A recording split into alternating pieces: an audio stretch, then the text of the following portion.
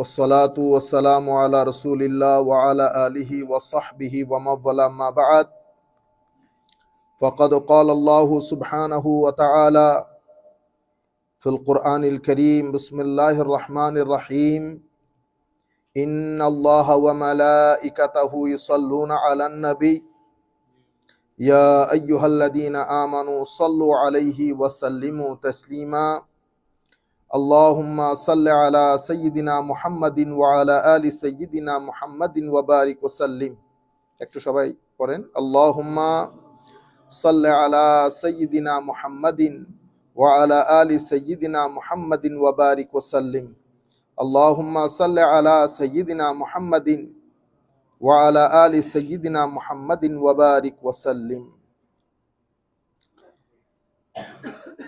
বিসমিল্লাহির রহমানির রহিম।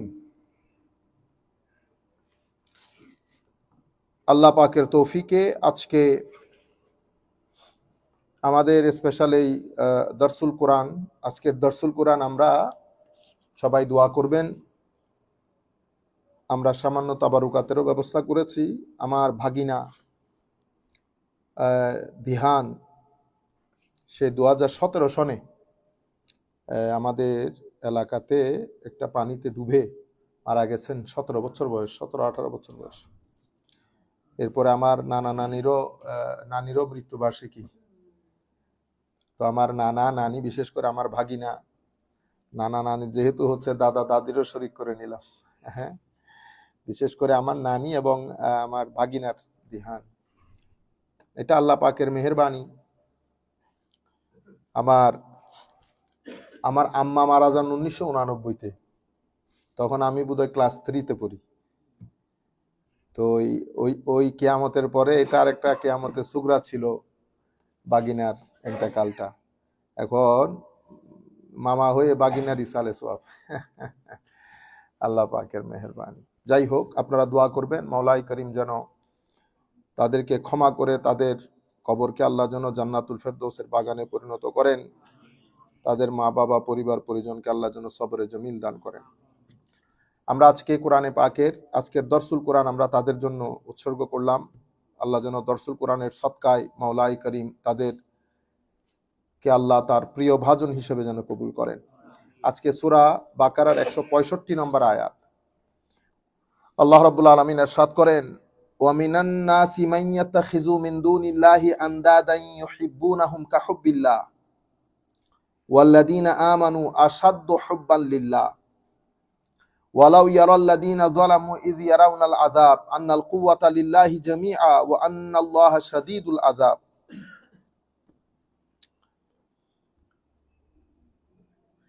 আল্লাহ রাব্বুল আলামিন ইরশাদ করছেন, সকল মানুষ আল্লাহর সৃষ্টি হওয়া সত্ত্বেও সবাই আল্লাহ রাব্বুল আলামিন যে স্রষ্টা, আল্লাহ যে মালিক খালেক।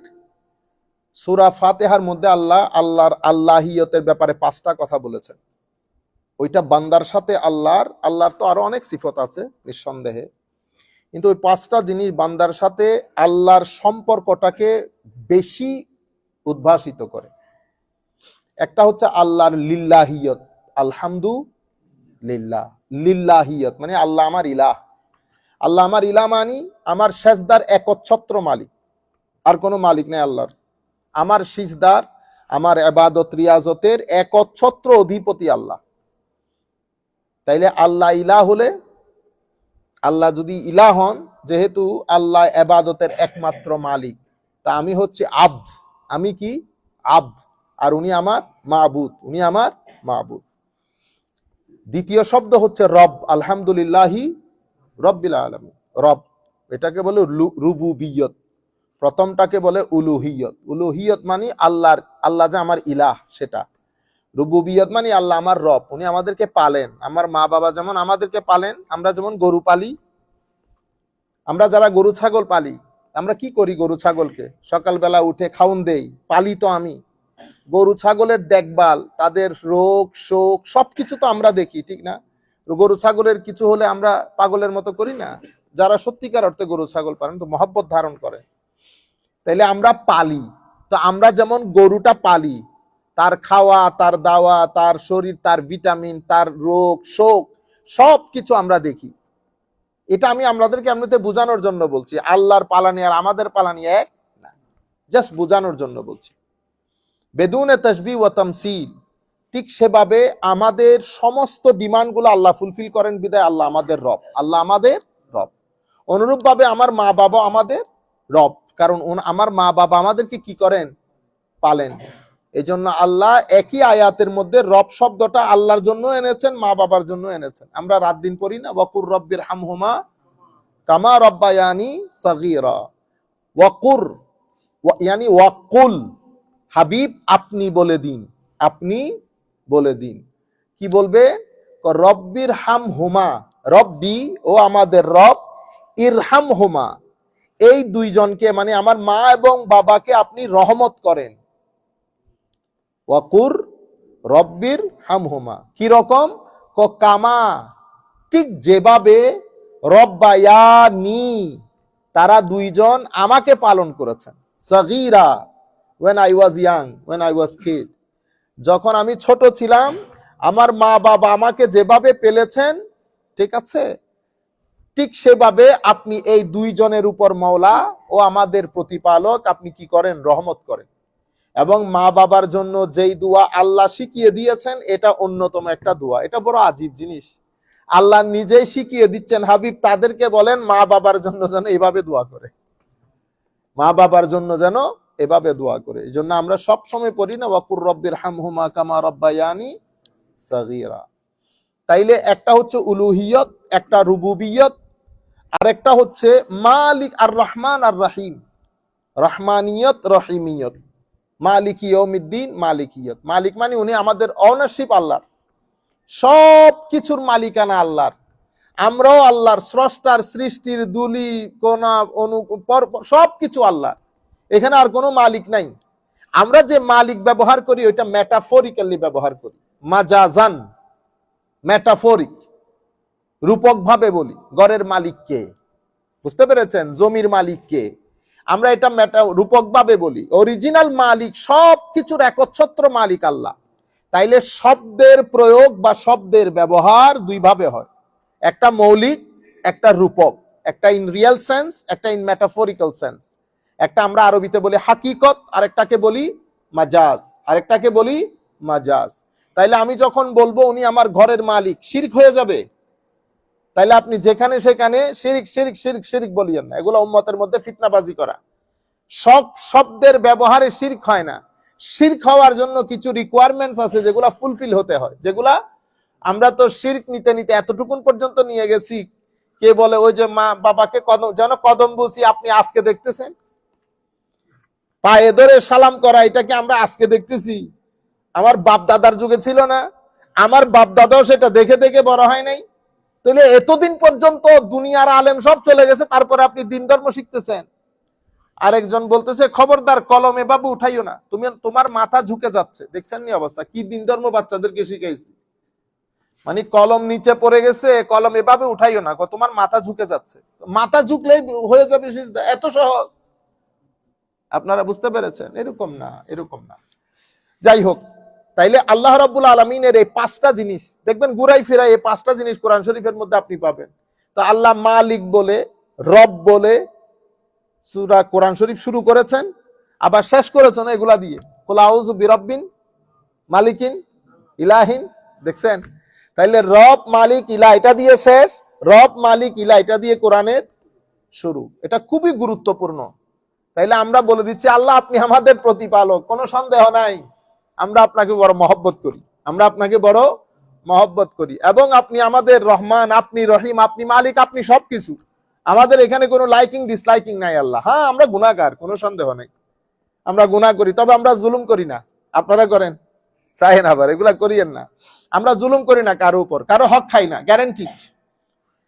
এমনিতে নফসের দুকায় পড়ে যায়, শয়তানের দুকায় পড়ে যায়, ওইটা গুনাহ হয়ে যায় আল্লাহ। ওইটার জন্য তো আপনি বলছেন বান্দা তোরা যদি গুনাহ না করতি তাইলে আমি আল্লাহর দুনিয়াতে, আমার দুনিয়াতে আরেকটা সৃষ্টি করতাম, যারা গুনাহ করে আমার কাছে কেঁদে কেঁদে তওবা করতো। আমার কাছে ওইটা খুব মহব্বতের। আমি গুনাহ না করার তো একটা জাতি বানাইছি, ফেরেশতা। এরা গুনাহ টুনা করে না, এদের কাজ কি? এদের কাজ তাকদিস এবং তাসবিহ। এরা সব সময় আমার ইবাদত করে। আমি তোমাদেরকে বানাইছি কেন? তোমরা হইল combination of both good and bad. তো তোমাদের মধ্যে যখন কোনো গুনাহ, if you commit any sin, তো this is your duty, this is my right. কি তুমি কোন একটা জায়গায় হাত তুলে শুধু যখন আমাকে বলেন আল্লাহ আমাকে ক্ষমা করে দেন, এটা আমার বহুত মহব্বত। আরে ছেলেরা যখন এসে আমাদেরকে বলে বাবা আই এম সরি, কেমন লাগে? আমাদের অন্তর বড় হয়ে যায় না? মানুষ জড়াই ধরে ছেলেদেরকে। ঠিক এবার আপনি আপনার এই সামান্য দয়া নিয়ে এতটুকুন দয়া ফিল করেন, আমার আল্লাহ বলতেছেন আমি আমার 100%-এর 1% পুরো সৃষ্টি জগৎকে দিছি, 99% আমি আমার কাছে রেখে দিছি। এবার হাউ মার্সিফুল হি ইজ। সুতরাং আমরা সব সময় যে বয়াল করে রিপ্রেজেন্ট করি জাহান্নাম জ্বালাবে 10 বছর 12 বছর, ওইটা আপনি আপন জায়গায় ঠিক আছে, কিন্তু আপনি আমার আল্লাহকে এরকম বানাই ফেলতেছেন কেন? আল্লাহ কিন্তু পরিচয় দেওয়ার সময় শুরুতে বলছেন আর রহমান, অনেক দয়ালু, আর রাহিম। কুল ইয়া ইবাদিয়াল্লাযীনা আসরাফু আলা আনফুসিহিম লা তাকনাতু মির রাহমাতিল্লাহ।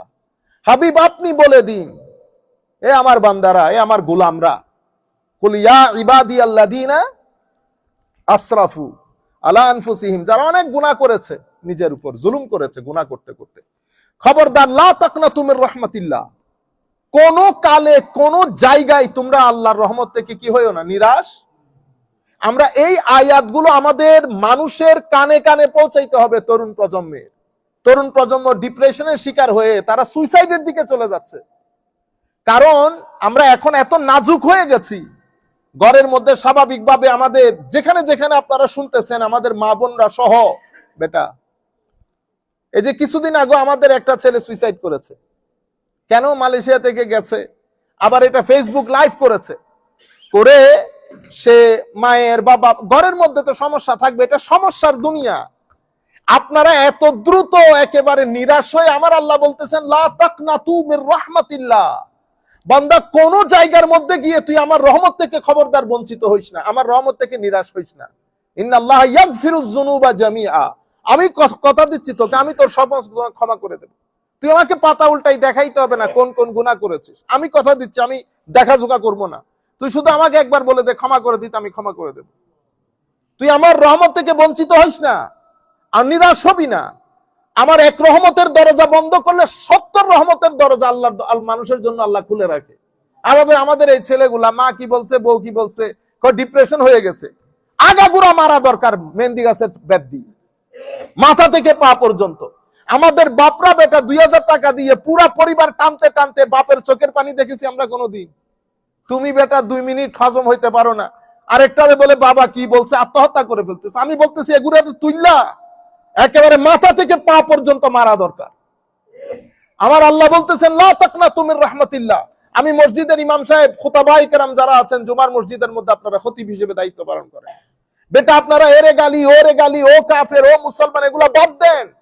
তরুণ প্রজন্মের আমাদের সহযোগিতা প্রয়োজন, ডিপ্রেশনে আছে তারা, কোরআনের আয়াত এগুলো তুলে ধরেন। আমরা এক জাতি আছি খালি আল্লাহ আযাব দিবে, 40 দিনের আযাব, 15 দিনের, মনে হয় যেন আল্লাহ আযাবের একটা ডিকশনারি নিয়ে বসে আছে আমাদেরকে দেওয়ার জন্য। আমার আল্লাহ বলতেছে আমি 100 ভাগের রহমতের 1 ভাগ পুরা সৃষ্টি জগৎকে দিয়েছি, যেটা নিয়ে কুল কায়নাত, ইভেন বাঘে পর্যন্ত তার সন্তানদেরকে আদর করে। আর 99% আমি আল্লাহ আমার সাথে রেখে দিয়েছি। আমার আল্লাহ যদি অতিমাত্রায় দয়ালু না হইতো, আমাদের মতো নালাক নাফরমান নালায়েক লোক এখানে এত সম্মানের চেয়ারে বসতে পারতো না। অসম্ভব দয়ালু আমার আল্লাহ। একটা জিনিস নেন, 70টা জিনিস নিয়ে আপনার ওই জিনিসটা ফুলফিল করে দেন। এবং সবচেয়ে বেশি আল্লাহ মুসিবতে রাখছেন আম্বিয়ায়ে কেরামকে। যাকে আল্লাহ মহব্বত করেন তাকে এভাবে আল্লাহ আপনজন তুলে নেবেন। শুরু দিয়ে দেখবেন, আমি অনেক বড় বড় বুজুর্গানের দিন দেখেছি এই আন্দাজে, আশপাশ খালি হয়ে যায়, আল্লাহ খালি করে ফেলে। বুঝতে পেরেছেন? সুতরাং আমি আমার ছেলেদেরকে বলি, যারা যেখান থেকে বসে শুনতেছেন, আল্লাহর ওয়াস্তে ডিপ্রেশন এটা মুছে দেন। আপনার মন বেশি খারাপ হয়ে গেলে রাতের অন্ধকারে যখন সবাই শুয়ে যাবে, 12:30 1টার দিকে উঠে আমার আল্লাহকে ডাকেন, দেখেন আমার আল্লাহ কিভাবে সাড়া দেয় আপনার ডাকে। আমি আপনাদেরকে গ্যারান্টির সাথে বলছি, আপনাদের এই দুর্দশা হতাশা আমার আল্লাহ দূর করে দেবেন। আমার নবীর কাছে কোন মুসিবত আসলে আমার নবী নামাজে দাঁড়াতেন, সিজদায় দাঁড়াতেন, আমার নবী তাহাজ্জুদের মধ্যে আল্লাহর দরবারে। আমার নবীর কোনো সন্তান বেঁচে ছিল না, এগুলো আমার নবীর জন্য পরীক্ষা ছিল। আমার নবী সাল্লাল্লাহু আলাইহি ওয়াসাল্লাম 60 বছর বয়স যখন আমার নবী দাঁড়িয়ে নামাজ পড়তে পারতেন না। 60 বছরের ধরতে গেলে তাগড়া যুবক আমার নবী, সেই পরিমাণ কষ্ট। 3 বছর সে আবি তালিবের মধ্যে আমার নবী যখন বন্দী, সোশ্যাল বয়কটের শিকার। চিন্তা করে দেখেন আমার নবী খানা পিনা পরিবার পরিজন নিয়ে কি পরিমাণ। তায়েফের ময়দানে যখন আমার নবী দেয়ালে হেলান দিয়ে দাঁড়িয়ে আছেন, বসে আছেন, চতুর্দিক থেকে পাথরের বৃষ্টি। আমার আল্লাহর বেশি প্রিয় ভাজন, আল্লাহ রাব্বুল আলামিন তাদেরকে বেশি কষ্টে রাখেন, পরীক্ষা করেন। সুতরাং আপনারা কখনো ডিপ্রেশনের শিকার হবেন না। কুল ইয়া ইবাদিয়াল্লাযিনা, আমার আল্লাহ ডাক দিচ্ছেন আপনাকে। আপনি যদি বুঝতে চান, আল্লাহর ওই ডাক ফিল করতে চান, রাতের অন্ধকারে আপনি সিজদার মধ্যে একবার জায়নামাজে দাঁড়ান। এরপরেও যদি আপনারা অতি ডিপ্রেশনের শিকার হন, আমাদের সাথে টেলিফোনে আলাপ করেন, আপনারা মেসেঞ্জার বক্সে আমাদের ছেলেদের সাথে কথা বলেন, আমরা সেশন করব আপনাদের সাথে। ডিপ্রেশন থাকবে না। বেশি ডিপ্রেশন হলে আশপাশে আল্লাহর কোন ওলির মাজার থাকলে সেখানে গিয়ে জিয়ারত করেন। এরা এনার্জি আল্লাহর জমিনের, আপনার ভিতরের জগতের ডিপ্রেশন দূর হয়ে যাবে। আল্লাহর ওয়াস্তে আমাদের সোসাইটির মধ্যে যেন আত্মহত্যা না হয়। যেই সোসাইটিতে আমার নবী আগমন করেছেন, সেই সোসাইটিতে আবার আত্মহত্যা হয় কেমন? যেই ব্যক্তি সিজদা দিতে জানে, সে আর যাই হোক আত্মহত্যা করতে পারে না। আল্লাহ রাব্বুল আলামিন আমাদের হামি ও নাসির হোক। আমি আপনাদেরকে বলতে চাচ্ছিলাম, তাহলে 5টা জিনিস আমার আল্লাহ বলতেছেন, কিন্তু মিনান নাসি, মানুষের মধ্যে কিছু মানুষ আছে তারা আবার এগুলা মানে না। তারা কি? তারা আল্লাহ ছাড়া আন্দাদান। আন্দাদান এটা আপনারা দূর দূরান্ত থেকে অনেকেই দেখতেছেন। যেমন আমরা আরবির মধ্যে ব্যবহার করি নিদ্দুন, জিদ্দুন, মিসলুন। মিসলুন মানে মতো, liking. He is not like us, I am not like you. তাহলে আমরা এই জায়গার মধ্যে মিসল শব্দটা ব্যবহার করি, মিসলুক, আপনার মতো। কিন্তু আরবি অনেক এক্সটেন্সিভ, অনেক মিনিংফুল ল্যাঙ্গুয়েজ। মিসল শব্দটা ব্যবহার হয় যখন আপনি দুইটা ব্যক্তি বা বস্তুর মধ্যে যখন বলেন এটা যত ধরন, গঠন, আকৃতি, প্রকৃতি, ভিতর বাহির, দৈর্ঘ্য প্রস্থ সব কিছুর দিক থেকে যখন এটা না হবে, তখন মিসল শব্দটা আছে লাইসা কামিসলিহি শাই। এমনিতে আন্দাদান, এটা এই নিদ্দুন শব্দটাও একই অর্থে ব্যবহৃত হয়। তো আমার আল্লাহ বলতেছেন, আমিনান নাসি মান ইয়াত্তাখিযু মিন দুনিহি আন্দাদান ইউহিব্বুনাহুম কাহুব্বিল্লাহ। তারা, তাদের কিছু বুত, তাদের কিছু মূর্তি প্রতিমা আছে, এগুলাকে তারা ঠিক আল্লাহ রাব্বুল আলামিনের মতো তাওয়াক্কিলা, রব এরকম মনে করে তারা এগুলাকে অসম্ভব মহব্বত করে, হাইলি অ্যাটাচড। এখনো পর্যন্ত ওই রকম মূর্তির গায়ে আপনি টাচ করতে পারবেন না, কারণ এটা আমার জানমান, এটা আমার। হযরত ইব্রাহিম আলাইহিস সালাম যখন মূর্তি ভেঙে দিছে, তো এখন ওরা তো পাগল হয়ে গেছে, কে করলো এই কাজ। তো কেউ একজন বলতেছে এখানে একটা ছেলে আছে তরুণ প্রজন্ম, ইউকালু লাহু ইব্রাহিম, ওই করছে। তো ইব্রাহিম আলাইহিস সালামের কাছে এসে জিজ্ঞেস করছে, তুমি কি আমাদের মূর্তি ভেঙে দিছো? আমি কে ভাঙছে এটা মূর্তিরে জিগান, মূর্তি বলে না কথা। তখন তারা বলতেছে তুমি কি আমাদের সাথে মকিং করতেছো, জোকিং করতেছো? বাকি কথা আপনারা জানেন। ইব্রাহিম আলাইহিস সালামকে আগুনের মধ্যে নিক্ষেপ করা হয়েছে। কি সিরিয়াস দেখেন ওই মূর্তিগুলোর জন্য। আমার আল্লাহ বলছেন, আমিনান নাসি মান ইয়াত্তাখিযু মিন দুনিহি আন্দাদা ইউহিব্বুনাহুম কাহুব্বিল্লাহ, একেবারে আল্লাহর মতো করে মহব্বত করে। আমার আল্লাহ বলতেছেন, আসল মেসেজ যেটা দিচ্ছেন, ওয়াল্লাযীনা আমানু আশাদ্দু হুব্বাল লিল্লাহ। আর যারা মুমিন, যারা সত্যিকার অর্থে মুমিন, আমরা এখানে সত্যিকার অর্থে কেন বলতেছি? কারণ এখানে কিছু স্তর আছে, একটা ইসলামের স্তর, একটা ঈমানের স্তর, ডিফারেন্ট। ঈমানের স্তর কখন হয়? যখন মানুষ দ্বীন গ্রহণ করে, অতঃপর ভিতর বাহির দ্বীনকে ধারণ করে, এবং আল্লাহর পক্ষ থেকে দেওয়া ইবাদাত, রিয়াজাত বা প্র্যাকটিসেস অফ দ্বীনটাকে প্র্যাকটিস করে, এটাকে নিজের ফেইথকে ডেমনস্ট্রেট করে। যখন ঈমান একটা ম্যাচিউরড অবস্থানে চলে যায়, তখন বলা হয় এটাকে মুমিন, উনি মুমিন। ওয়াল্লাযীনা আমানু, যারা সত্যিকার অর্থে ঈমান ইসলামকে ধারণ করে, আশাদ্দু হুব্বান লিল্লাহ, তারা আল্লাহ রাব্বুল আলামিনকে বেপানা, অনেক বেশি শদীদ মুহাব্বত করে, শদীদ মুহাব্বত করে। এরপর আমার আল্লাহ বলছেন, ওয়ালাউ ইয়ারাল্লাযীনা যালামু ইয ইয়ারাউনাল আযাব আন্নাল কুওয়াতা লিল্লাহি জামিআ ওয়া আন্নাল্লাহা শাদীদুল আযাব। আমার আল্লাহ বলছেন, ওয়ালাউ ইয়ারাল্লাযীনা যালামু ইয ইয়ারাউনাল আযাব, এই সমস্ত জালেমরা যখন সত্যিকার অর্থে আযাব দেখবে তখন তারা বুঝতে পারবে আসল শক্তির মালিক কে, আসল শক্তি মালিক কে। এই আয়াতের পরে আমার আল্লাহ রাব্বুল আলামিন তার পরবর্তী আয়াতের মধ্যে ঘোষণা করতেছেন,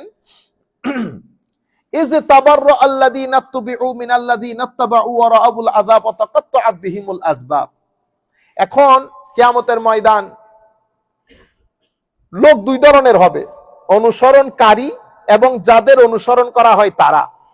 তো এখানে প্রত্যেকের অনুসরণকারী আছে, সেটা সত্য দিন হোক, সেটা মিথ্যা দিন হোক, সেটা বাতিল হোক, সেটা হক হোক।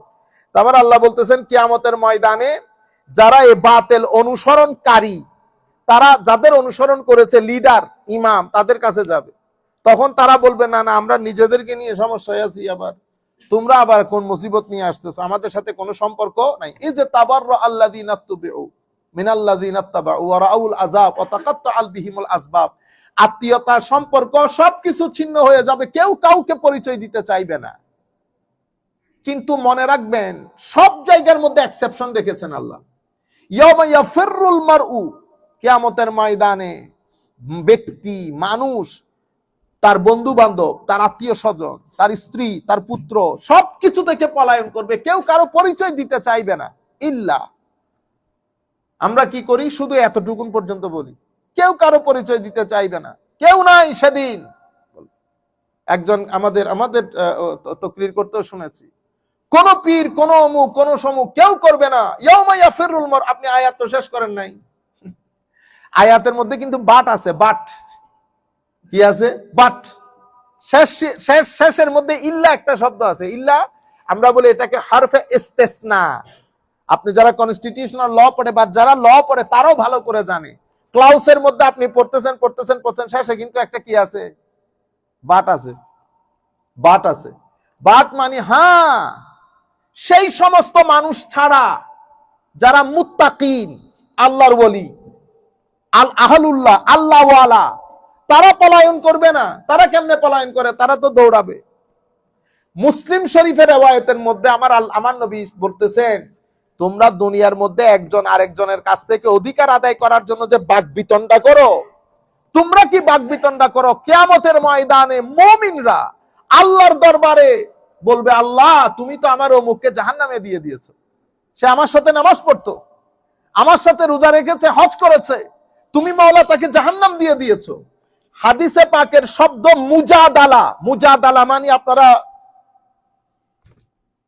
ইভেন গুগলের মধ্যে যদি ইংলিশে লিখে দেন মুজাদালা, জাদালা ইউজাদিলু মুজাদালা, মুজাদালা মানে আমার কাছে বাংলা শব্দ আর নাই, এতটুকুন আছে, বাকবিতণ্ডা করা, ডিবেট করা, আর্গুমেন্ট করা, অথবা আমরা ঝগড়াকে কি বলি, মুজাদালা বলি, ঝগড়াকে।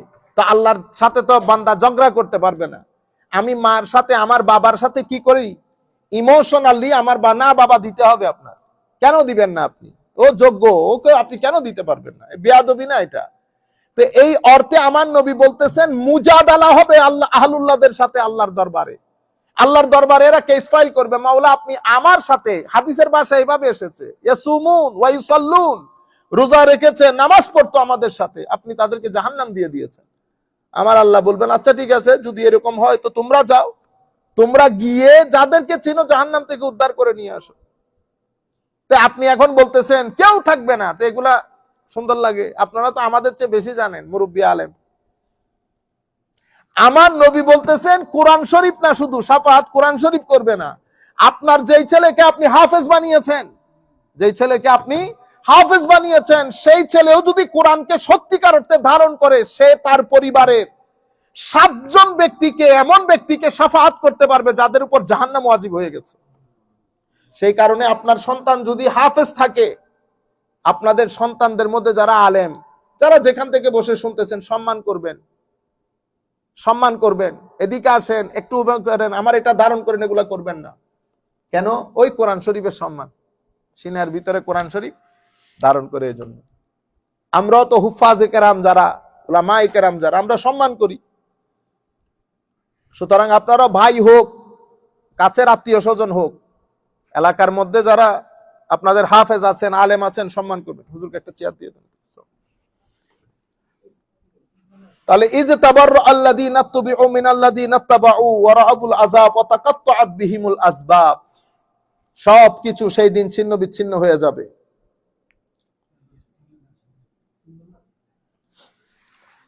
আমি এখানে আল আসবাব, দূর দূরান্ত থেকে যেহেতু আমাদের ছেলেরা দেখতেছেন, আসবাব শব্দটা সববুন শব্দের বহুবচন। সবব মানে হলো কারণ, সবব মানে কারণ, রিজন। আমরা এটা আরবির মধ্যে ব্যবহৃত হয়, উর্দুর মধ্যে ওনারাও সবব ব্যবহার করেন। ইসকি সবব কিয়া থা, এটার কারণ কি, হোয়াট ইজ দ্য রিজন। কিন্তু সবব শব্দ, আসবাব শব্দটা সববুনের বহুবচন। তো সবব কাকে বলা হয়? রশি যেটা দিয়ে আপনি গাছের উপরে উঠেন সেই রশিকে সবব বলে, সেই রশিকে সবব বলে। সেখান থেকে সববের অর্থ, সববকে সবব বলে কারণ কুল্লু মা ইয়াতাওয়াসসালু বিহি ইলা গায়রিহি, আমি আমার টার্গেটের জায়গায় যে জিনিসটা দিয়ে পৌঁছাই সেটাকে সবব বলে। সেই হেতু আমি যে ইয়াংকার্স থেকে এখানে আসছি, আমার গাড়ি আমার সবব, আমার গাড়ি আমার সবব। বুঝতে পেরেছেন আপনারা? যেটার মাধ্যমে আমি আমার গন্তব্যের মধ্যে পৌঁছাই। সেই কারণে যেমন আমার নবী সাল্লাল্লাহু আলাইহি ওয়াসাল্লাম, আমরা হেদায়েত পর্যন্ত পৌঁছানোর ক্ষেত্রে আমার নবী সবব, আমার নবী সবব। সেই কারণে আত্মীয়তার সম্পর্ক কি বলে? সবব বলে। তো কিয়ামতের ময়দানে এগুলা কোনো কিছুই থাকবে না এবং কেউ কাউকে পরিচয় দিতে চাইবে না। তবে সব ক্ষেত্রে একই ধরনের ঘটনা ঘটবে না। এখান থেকে কিছু জিনিস এক্সেপশন থাকবে। এক্সেপশন কাদের? এক্সেপশন আহলুল্লাহ, এক্সেপশন আল্লাহ ওয়ালাদের, এক্সেপশন যাদের সঙ্গে আপনি থেকেছেন। ইভেন সৎসঙ্গ, আপনি যে ভালো মানুষের সাথে থাকেন, কিয়ামতের ময়দানে এক ব্যক্তিকে আল্লাহ ক্ষমা করে দিবে। সে চিন্তা করবে কি ঘটনা, আমার আল্লাহ ক্ষমা করে দিল, ডানেও দেখে বামেও দেখে। পুলিশে চলে যাইতে বলছে, তো পুলিশে চলে যাইতে বলতেছে, এখন কেন চলে যাইতে বললো? হ্যাঁ, আল্লাহর দরবারে বলতেছেন, আল্লাহ আপনি আমাকে ক্ষমা করে দিচ্ছেন। হ্যাঁ, দুনিয়ার মধ্যে তোমার সঙ্গ ভালো ছিল। ওয়াসিলাই কি হয়? মানুষ যে পার হয়ে যায় ওয়াসিলার কারণে, মানুষ পার হয়ে যায় ওয়াসিলার কারণে। এজন্য সঙ্গ ভালো রাখা খুব জরুরি, স্পেশালি এই যুগের মধ্যে তো সঙ্গ অসম্ভব গুরুত্বপূর্ণ। এজন্য আমি ছেলেদেরকে বিশেষ করে বলবো, আপনারা দেখবেন কোন বন্ধু বান্ধব আপনাকে কোন জায়গায় ইনফ্লুয়েন্স করতেছে। আবার দিন ইনফ্লুয়েন্স সবার কাছ থেকে নিয়েন না, দিন ইনফ্লুয়েন্স সবার কাছ থেকে নিয়েন। আমার পরিচিত এক শিক্ষক, তাকে পড়াতো ক্লাস 5-6-এ, তার জাহান্নামের আযাব এমন ভাবে ধুলাই করছে তার ব্রেইনে। সিম্পল ম্যাথের টিচার, এগুলা কত বড় জালেম দেখেন। নতুন দিনদারি, তারে ক্লাস 5-6-এ পড়ে এই ছেলেটারে যদি আপনি কবরের আযাব বুঝান, সে মেন্টালি ঠিক থাকবে? শেষ পর্যন্ত ছেলেটা পাগল হয়ে গেছে। এখন ছেলেটা পাগল হয়ে গেছে। মানে এমন ভাবে আল্লাহকে তুলে ধরতেছি, মনে হয় যেন দোকানের জন্য আল্লাহ আমাদেরকে বানাইছেন, আর আল্লাহর কোনো কাজ নাই। ইন্না লিল্লাহি ওয়া ইন্না ইলাইহি রাজিউন। না, আপনি আল্লাহ আমাদেরকে জান্নাত জাহান্নাম সেটা আল্লাহর দরবারে। আমার আল্লাহ বলতেছেন, শিরক ছাড়া আমি সব গুনাহ ক্ষমা করে দেব। বাস তুমি একটা জিনিসের গ্যারান্টি দাও যে শিরক নাই, আমি তোমাকে আরেকটা জিনিসের গ্যারান্টি দিচ্ছি, আমি তোমাকে ক্ষমা করে দেব। ইন্নাল্লাহা ইয়াগফিরুয যুনুবা জামিআ, সমস্ত গুনাহ আল্লাহ ক্ষমা করে দেবেন, হ্যাঁ শিরকের গুনাহ ছাড়া, শিরকের গুনাহ ছাড়া। সুতরাং আমার আল্লাহ অসম্ভব ক্ষমাশীল, দয়াশীল। এই মুহূর্তে আমাদের ছেলেদেরকে আপনি এভাবে বড় করে একটা নির্দিষ্ট বয়স পর্যন্ত তাদেরকে আপনি কবরের আযাবের কথা বলিয়েন না। ফাযালিকা ইউরিহিমুল্লাহু আ'মালাহুম হাসারাতিন আলাইহিম ওয়া মা হুম বিখারিজিনা মিনান নার ওয়া ক্বালা আল্লাযীনা ইত্তাবাউ লাউ আন্না লানা কাররাতান, যারা অনুসরণকারী তারা বলবে, হাই খোদা, আমরা যদি দুনিয়ায় যেতে পারতাম, আমরা কখনো তোমাদের ডাকে আর সাড়া দিতাম না। এটা অসম্ভব গুরুত্বপূর্ণ। আমার নবী একটা হাদিসের মধ্যে ইরশাদ করছেন, এই হাদিস হযরতে হুযায়ফা ইবনুল ইয়ামান রাদিয়াল্লাহু তাআলা আনহু থেকে বর্ণিত। সাহাবীর নাম কি? হযরতে হুযায়ফা ইবনুল ইয়ামান রাদিয়াল্লাহু তাআলা আনহু থেকে বর্ণিত। এই হাদিসের মধ্যে আমার নবী সাল্লাল্লাহু আলাইহি ওয়াসাল্লাম ইরশাদ করছেন যে অনতি বিলম্বে কিছু দায়ী বের হবে, অনতি বিলম্বে কিছু দায়ী বের হবে, এই দায়ীদের কাজ কি? হায় হায় হায়, দায়ীদের কাজ হলো, আল্লাহুম্মা সাল্লি আলা সাইয়্যিদিনা মুহাম্মাদ, সাতাকুনু দুআত আলা আবওয়াবে জাহান্নাম। আমার নবী বলতেছেন এই দায়ী কারা? আমার ছেলেরা আমাদের চেয়ে ওয়ার্ডের সাথে বেশি পরিচিত। আমরা ক্লাসিক্যাল সায়েন্সে এতদিন পড়েছি, আমাদের এখানে দায়ী শব্দটা প্রসিদ্ধ ছিল না কখনো।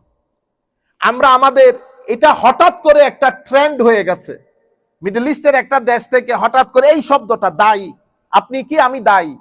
আমি ইংল্যান্ডে একটা মিটিং এ ছিলাম, আমাদের ইমাম কেরাম সহ মিটিং এ একটা ছেলে বলতেছে, আমি জিজ্ঞেস করতেছি আপনি কি করেন? আমি দায়ী ইলাল্লাহ। দায়ী ইলাল্লাহ, আমি তো প্রথম শুনছি এটা। আপনার প্রফেশন কি? By profession I am pharmacist.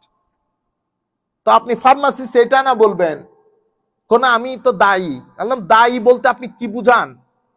আল্লাহর রাস্তায় আহ্বানকারী, মানে আপনি ইসলামিক স্কলার, কোন মসজিদে তাকরীর করেন, মানে দায়ী ইলাল্লাহ। তো আমার তো বুঝা আসতেছে না, মানে একটা ট্রেন্ড হয়ে গেছে। আমার ছেলেরা আমার চেয়ে বেশি জানে এগুলা, দায়ী। তো আমার নবী বলতেছে সাতাকুনু দুআত, অনতি বিলম্বে অনেক দায়ী বের হবে। দুআত এটা দায়ীর বহু বচন। আমার নবী বলতে সাতাকুনু দুআত আলা আবওয়াবে জাহান্নাম, দায়ী ইলাল্লাহ কিন্তু দাঁড়িয়ে আছে কোথায়? জাহান্নামের দরজায়। ফামান আজাবাহুম, যারা তাদের ডাকে সাড়া দেবে, তাদের স্লোগান দিবে, তাদের সাথে মিশবে, তাদের ওই গ্রুপে জয়েন করবে, কাযাফুহু ফিহা, তারাও জাহান্নামে নিক্ষিপ্ত হবে। হুযায়ফা ইবনুল ইয়ামানের জন্য কঠিন হয়ে গেছে কথাটা। বলতেছি ইয়া রাসূলুল্লাহ সাল্লাল্লাহু আলাইহি ওয়াসাল্লাম, হুজুর আমাকে আপনি কোন নসিহত করেন। তা আমার নবী বলতেছেন নসিহত কি করব? তারপরে বলতেছে তো আমাকে তাদের একটা পরিচয় বলেন। আমি পরিচয় কি বলবো? ইয়াতাকাল্লামুনা বিআলসিনাতিনা, মানে তারা তো আমাদের মতো করে কথা বলে। এই যে কোরআন সুন্নাহ দেখতে আমাদের মতো, ড্রেস আপ ড্রেস কোড সব আমাদের মতো। তখন হুযায়ফা ইবনুল ইয়ামান বলতেছেন, হুজুর তাইলে আমি ওই সময় যদি বেঁচে থাকি, তাইলে আমার জন্য আপনার নসিহত কি হবে? আমার নবী সাল্লাল্লাহু আলাইহি ওয়াসাল্লাম ইরশাদ করেছেন, তালজাম জামাআতাল মুসলিমিনা ওয়া ইমামাহুম, মুসলমানদের সংখ্যা গরিষ্ঠ বড় জামাতের সাথে ঐক্যবদ্ধ হয়ে থাকবে। জামাত বড় ঐক্যবদ্ধ, বড় জামাতের সাথে, সংখ্যা গরিষ্ঠের সাথে। বিভিন্ন ফেরকা ফেরকা ফেরকা ফেরকা যেগুলো হয়েছে, ফেরকার সাথে যাইও না। কেন? ফামান সাজ্জা সাজ্জা ফিন্নার। আমাদের হুজুর ছোটকালে এটার অনুবাদ করতো, ফামান সাজ্জা, যারা জামাত থেকে সরে গেছে, সুজা ফিন্নার, সাজ্জা সুজা ফিন্নার, মানে যারা জামাত থেকে সরে গেছে তারা জাহান্নামের অভিমুখে রওনা হবে। এজন্য আমাদের এখানে জামাত কালেক্টিভিটির গুরুত্ব অনেক বেশি। সেই কারণে উম্মতে মুসলিমার তৃতীয় প্রজন্ম, উম্মতে মুসলিমার সংখ্যা গরিষ্ঠকে আলাদা একটা নাম দিয়েছেন, আহলুস সুন্নাতে ওয়াল জামা। আহলুস সুন্নাতে ওয়াল জামা, এটা মুসলমানদের সংখ্যা গরিষ্ঠের নাম, তৃতীয় প্রজন্ম দিয়েছেন। কেন? কারণ অনেক বেশি ফিরকা হয়ে গিয়েছিল। যেমন আমাদের যারা শিয়া, তারা মনে করে, তারা দাবি করে তারা মেইন স্ট্রিম। আবার তাদের অপোজিট খারিজি, ওরা মনে করে ওরা আসল তৌহিদবাদী জনতা, আসহাবুত তাওহীদ ওয়াল ইতিদাল ওদের নাম। ঠিক আছে, এই অবস্থার পরিপ্রেক্ষিতে আমাদের তৃতীয় প্রজন্ম উম্মতে মুসলিমার সংখ্যা গরিষ্ঠের নাম রেখেছেন আহলুস সুন্নাতে ওয়াল জামা। আপনারা বুঝতে পেরেছেন? তো ওয়াকাল আল্লাযী, তো আমার নবী সাল্লাল্লাহু আলাইহি ওয়াসাল্লাম ইরশাদ করতেছেন যে তখন তালজাম জামাআতাল মুসলিমিনা ওয়া ইমামাহুম, যদি মুসলমানদের শরিয়া কোর্ট হয়, যদি শরিয়া খেলাফা স্টেট থাকে, তখন মুসলমানদের ইমাম খবরদার বিদ্রোহ করবা না, বিদ্রোহ করবা না। ইভেন আমার নবী হাদিসে পাকের মধ্যে বলেছে তোমাদের সরকার হবে পরবর্তীতে এমন অবস্থা, যারা তোমাদেরকে পছন্দ করবে না, তোমরা তাদেরকে পছন্দ করবা না। মানে একজনের সাথে একজনের অনেক বেশি অপছন্দ থাকবে, ফিতনা ফাসাদ শুরু হয়ে যাবে। খবরদার বিদ্রোহ করবা না কখনো। কখন করবা? যখন কুফরে বাওয়াহ। কুফরে বাওয়াহ কাকে বলে? কুফরে বাওয়া এটা কি? এটা মুহাদ্দিসিনে কেরাম স্পষ্ট ব্যাখ্যা দিয়েছেন। সুতরাং আমি অনুরোধ করব আমরা কুফরে বাওয়ার আবার ব্যাখ্যায় নিজেরা নিজেরা না লেগে যায়। উলামায়ে কেরাম যারা মুহাদ্দিসিন, ওনারা ব্যাখ্যা দিয়েছেন ভেরি সিম্পল, যখন নামাজ পড়তে আমাকে বাধা প্রদান করা হবে, হজে যেতে বাধা প্রদান করা হবে, যখন স্পষ্ট কুফরি হবে, স্পষ্ট কুফরি এটা আমি আপনি বললে হবে না, উলামায়ে কেরাম বলতে হবে যে স্পষ্ট কুফরি হচ্ছে। যখন কুফরে বাওয়া হবে, স্পষ্ট কুফরি হবে, তখন মানুষ ইচ্ছে করলে বিদ্রোহ করবে। আগ পর্যন্ত আমরা সবর করব আল্লাহর দরবারে। সেই কারণে আমার নবী সাল্লাল্লাহু আলাইহি ওয়াসাল্লাম এই পুরো সিচুয়েশন গুলা দেখতেছেন। আমার নবী উমাইয়া শাসনে কি হবে, তারপরে উমাইয়া শাসনের পরে আব্বাসী শাসনে কি হবে, কি পরিমাণ মারামারি কাটাকাটি হবে, হত্যাযজ্ঞ হবে। সেই কারণে আমার নবী একদিন ফজরের নামাজের পরে হঠাৎ করে উঠে সাহাবায়ে কেরামকে তাকরীর করতে শুরু করলেন। সাহাবায়ে কেরাম বললেন, এরকম হার্ট টাচিং স্পিচ আমাদের মধ্যে ম্যাক্সিমাম সাহাবায়ে কেরামের চোখের পানি। আমাদের মনে হচ্ছিল এটা আমার নবীর শেষ বক্তব্য, আমার নবী হয়তো আর আমাদেরকে কোনো কিছু বক্তব্য দিতে পারবেন না। তখন এক সাহাবী উঠে বলতেছেন, ইয়া রাসূলুল্লাহ আমাদেরকে একটু নসিহত করেন। তখন আমার নবী নসিহত করেছেন, হে আমার সাহাবায়ে কেরাম, ইন্নাকুম, তোমাদের মধ্যে যারা আমার পরে বেঁচে থাকবে তারা ইখতিলাফান কাসীরা দেখবে, অনেক ইখতিলাফ দেখবে, socially, politically, financially, family wise. সেই ইখতিলাফের মধ্যে তোমরা কি করবা, আমি এবং আমার সাহাবায়ে কেরামের পক্ষ থেকে দেওয়া যেই এটাকে একেবারে আঁকড়িয়ে ধরবা।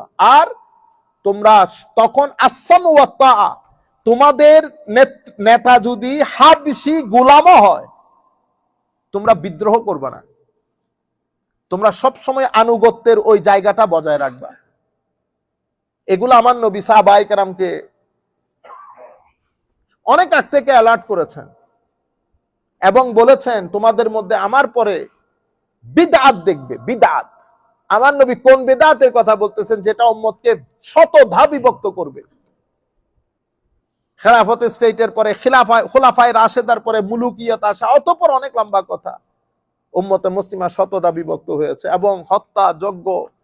আমার নবী সাল্লাল্লাহু আলাইহি ওয়াসাল্লাম ইরশাদ করেছেন যে সেই সময় এই যে ইবেন হাবশী গোলামও যদি তোমাদের শাসক হয় তোমরা কি করিও না, বিদ্রোহ করিও না। এবং পরবর্তী এক হাদিস যেটা আমি আপনাদেরকে বলতেছিলাম, কুফরে বাওয়া না হওয়া পর্যন্ত, স্পষ্ট কুফরি, তোমরা বিদ্রোহ করিও না, তোমরা বিদ্রোহ করিও না।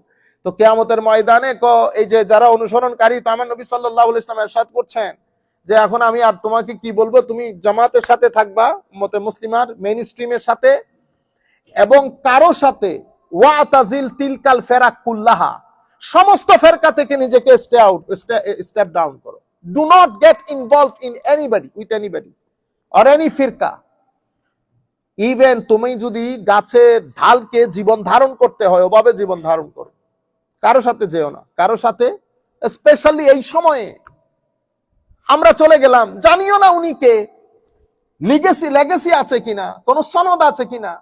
আপনি জানেন আমাদের এই জায়গার মধ্যে কথা বলতে হলে সনদের দরকার হয়। শুধু আপনি লেখাপড়া করছেন, ওইখানে সার্টিফিকেট পাইছেন, আমি ওই সার্টিফিকেটের কথা বলতেছি না, সনদ লাগে।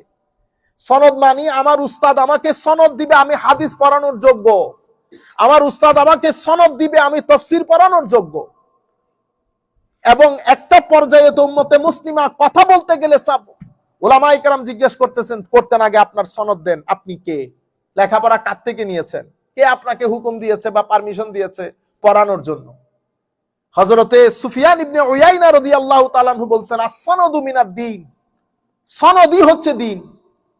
সুতরাং ফানজুরু আম্মান তাখুযু দীনাকুম, সুতরাং তোমাদের উচিত চেক করে নেওয়া তোমরা দ্বীন কার কাছ থেকে নিচ্ছ। এখন আপনারা বলেন তো, আমরা চেক করি। ভদ্রলোক আসছে লম্বাদারি, ফেসবুকে অনেক ফলোয়ার, ফেসবুকে তো আমাদের ওই কি বলে মিলিয়ন ভিউয়ার্স তো ইয়ারও আছে। ওই যে ছেলে একটা আছে, যার নাম কি হিরো, এরও মিলিয়নের উপরে ভিউ। আপনি কল্পনা করতে পারবেন? আপনারা ভিউ মিউতে যায় না, ভিউ মিউতে যায় না, জিজ্ঞেস করে নেবেন মসজিদের ইমাম খতিব যে হুজুর বড় আলেম কে। ভিউর মধ্যে গেলে তো শেষ। ভিউর মধ্যে তো আমাদের সাথে হাশমি শাহ হুজুরও পারে নাই ভিউতে। হাশমি শাহ হুজুরকে 100 ভাগ করলে 1 ভাগও আমরা হব না।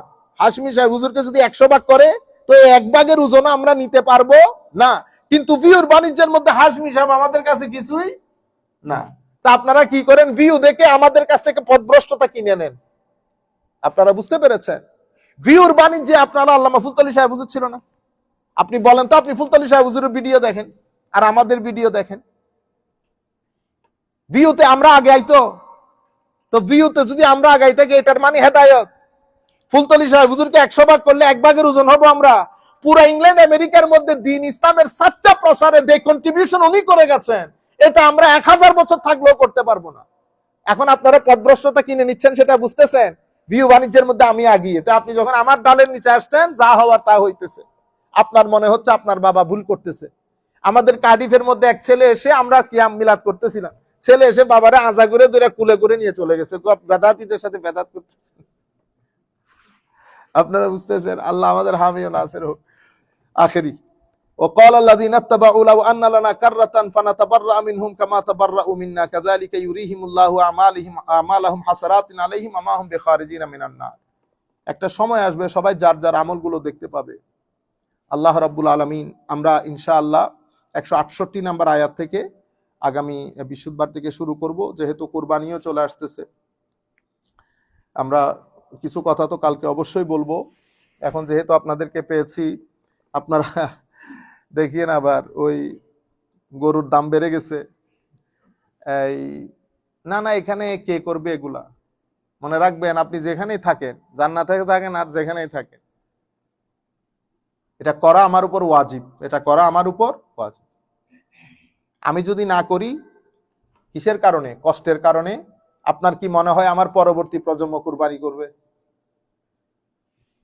আপনি কত বড় একটা দরজা বন্ধ করে দিচ্ছেন আপনার জন্য। সবকিছুর গুনার ভাগীদার আপনি হবেন। কেন? কারণ দরজাটা আপনি খুলে দিয়েছেন। মান সান্না সুন্নাতান হাসানাতান ফিল ইসলাম ফালাহু আজরুহা ওয়া আজরু মান আমিলা বিহা ওয়া মান সান্না সুন্নাতান সাইয়্যাতান ফিল ইসলাম ফালাহু উযরুহা ওয়া উযরু মান আমিলা বিহা। ভালো একটা কাজের গোড়াপত্তন করেছেন, আপনার থেকে পরবর্তী প্রজন্ম ইন্সপায়ার হয়েছে, এটা সওয়াব আপনি পেতে থাকবেন। কিন্তু আপনি একটা রং জিনিস ইন্ট্রোডিউস করেছেন, ছেলেটা এটা কন্টিনিউ করবে, ওইটার গুণও আপনাকে পাইতে হবে। সুতরাং বাকি কথা আমি কালকে বলবো। আপনাদের বিনয়ের সাথে অনুরোধ করব, প্রথমে এই জিনিসগুলো আপনারা, কষ্ট তো অবশ্যই হবে। সবচেয়ে বড় কষ্ট তো হাইওয়ানের উপর দিয়ে যাচ্ছে, যাকে আপনি জবাই করতেছেন। আপনি তো ওই জবাই তো আপনার উপর আসতেছে না, বুঝতে পেরেছেন? সুতরাং এটা উজুব, ওয়াজিব আপনারা। আর এটা শুধু শরীয়তের দিক থেকে না, এটা জানেন আপনার পারিবারিক দুঃখ, দুর্দশা, অশান্তি, ডিপ্রেশন, এগুলাকে কি পরিমাণ হিল করে কল্পনা জল্পনার বাইরে, কল্পনা জল্পনার বাইরে। এই প্রোগ্রামগুলা যদি বন্ধ করে দেন, ঈদ উল ফিতর, ঈদ উল আদহা, আপনি সোসাইটির মধ্যে ডিপ্রেশন থেকে অটোমেটিক্যালি বেড়ে যাবে। আমরা কালকে আলোচনা করবো ইনশাআল্লাহ। আজকে আমরা একটু মিলাদ শরীফ পড়বো, এরপরে আমরা দোয়া মোনাজাত করবে। হুজুর আপনারা সবাই দোয়া করবেন, যাদের ইসালে সোয়াবের জন্য আমরা আজকের দর্স ডেডিকেট করেছি, মওলাই করিম যেন তাদেরকে ক্ষমা করে দেন। ওমা আলাইনা ইল্লাল বালাগুল মুবিন। আসসালামু আলাইকুম ওয়া রাহমাতুল্লাহি তাআলা ওয়া বারাকাতুহু।